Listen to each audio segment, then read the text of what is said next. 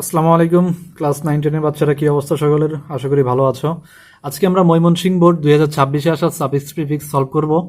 তো দেখো বলছে we are living in a dash country. এখানে আছে ডেমোক্রেট। তাহলে আমরা কোন ধরনের দেশে বাস করি? ডেমোক্রেট।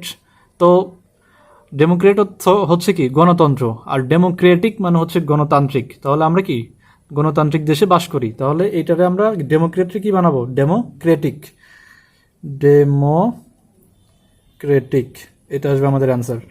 আর যদি আমরা সাফিক্স প্রিফিক্স সলভ করতে চাই তাহলে আমাদের একটু বাক্যের অর্থটা বুঝতে হবে। এটা যদি ভালো মতো পারা যায় তাহলে সাফিক্স প্রিফিক্সে আর কোনো সমস্যা হবে না। এরপরে বলছে though we are not fully developed, যদিও আমরা কি পুরোপুরিভাবে উন্নত না।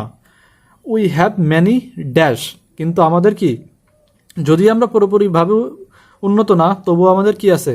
অ্যাসিভ আছে। তাহলে অ্যাসিভমেন্টস, তবুও আমাদের কিছু কি অর্জন আছে। তাহলে আমরা কি লিখতে পারি? অ্যাসিভ আছে, এটাতে বানাবো অ্যাসিভমেন্টস। অ্যাসিভমেন্টস। এরপরে বলছে the country is advancing towards dash.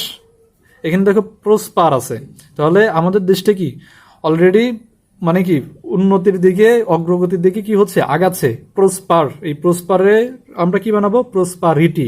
Prosperity মানে হচ্ছে কি অগ্রগতি। প্রসপারিটি, এটা আমাদের অ্যান্সার আসবে। এরপরে বলছে but sometimes political dash stands as a barrier to the path of dash.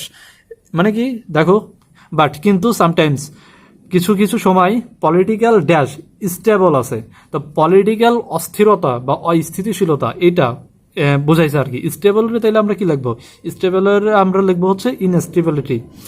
Instability মানে কি মাঝে মাঝে মানে কি মাঝে মাঝে যেই তোমার পলিটিক্যাল ইনস্টেবিলিটি আছে, পলিটিক্যাল অস্থিরতা আছে, সেটা কি স্ট্যান্ডস অ্যাজ এ ব্যারিয়ার, সে কি হয় বাধা হয়ে দাঁড়ায় to the path of dash develop আছে। তাহলে এটা কি আসবে? ডেভেলপমেন্ট। ডেভেলপমেন্ট, উন্নতির পথে বাধা হয়ে দাঁড়ায়। কে বাধা হয়ে দাঁড়ায়? Political instability. আশা করি বুঝতে পারছো।